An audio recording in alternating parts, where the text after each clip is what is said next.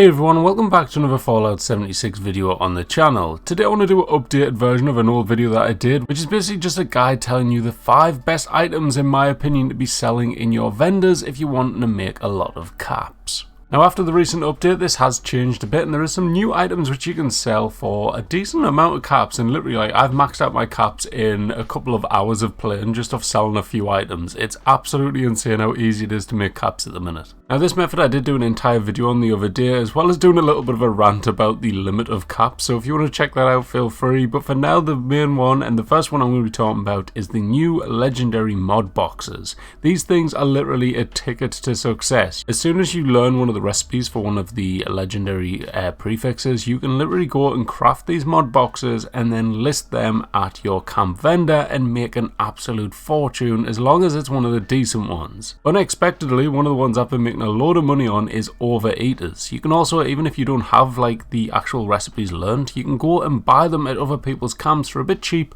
and then sell them on for a profit. I did this for a bloodied one and I bought it for 10,000, and as you can see on screen I sold it for 18,000.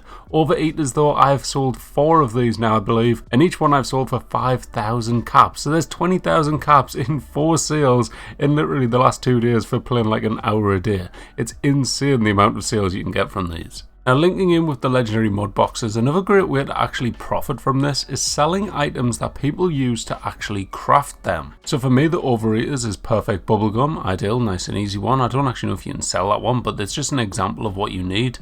Other ones, i.e. bloodied, you do need the adrenal reaction serum, so maybe serum prices have gone up, but stuff like stealth boys, you've got Excel, you've got Fury, whiskey if you want to create instigating, you've got mentats for junkies builds, and fusion cores for quads. There's literally all sorts of different things that you can now sell at your camps if you want to make some caps. Bobbleheads are also going to be going up in price in relation to this, because if you've got explosive bobbleheads, you actually need these to craft the explosive 2-star effect. So explosive bobbleheads of course are quite a rare item as it is, so selling these in your vendors you're going to be able to make some easy profits. For a full list of all of the crafting ingredients and components for making all these, I'll drop a link down in the description to the Duchess Flame, who has a full list of everything that you could possibly be selling in relation to these lovely mod boxes. Now another thing that has shot up in price after this update is legendary weapons. It's a bit of a weird one because most people won't want to sell these for the simple fact that you want to scrap them yourself for a chance to get these recipes,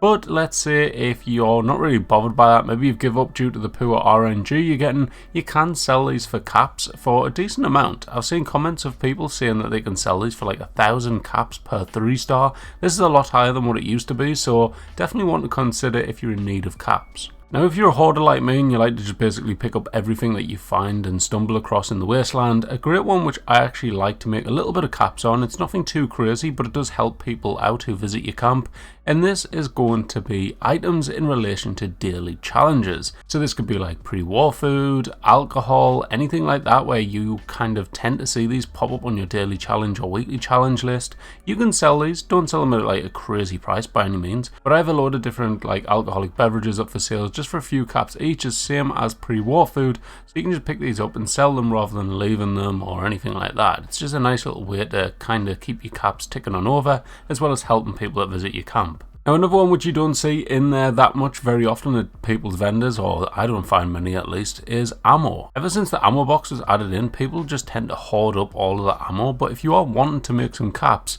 a really great way to do it is actually selling your unwanted ammo. Now a lot of different ammo types you won't be able to really sell because they're just not really used that much. Kind of like 308 ammo, you don't get many people actually using that, but if you want to sell stuff like 45 rounds, 5.56, fusion cells, railway spikes, or even flamer fuel, lots of these will bring in some caps really quick. Like me personally, I literally get that many caps if I see ammo like 5.56 or 45s with me being a commando build. If I see these up for sale for 1 cap each, I'm buying them. Now as a little bonus one, of course I can't make a video on selling items to make caps if I don't mention plans. Plans are always something where you can make caps on, especially if you get some rare ones or kind of newer ones in relation to public seasonal events, because these are really like limited time events and a lot of people don't have that much time to jump on and grind. So if you're jumping on grind and getting loads of different plans, it's a perfect way to make caps. The only hard bit is the actual prices of these fluctuate massively, so it's hard to put an actual price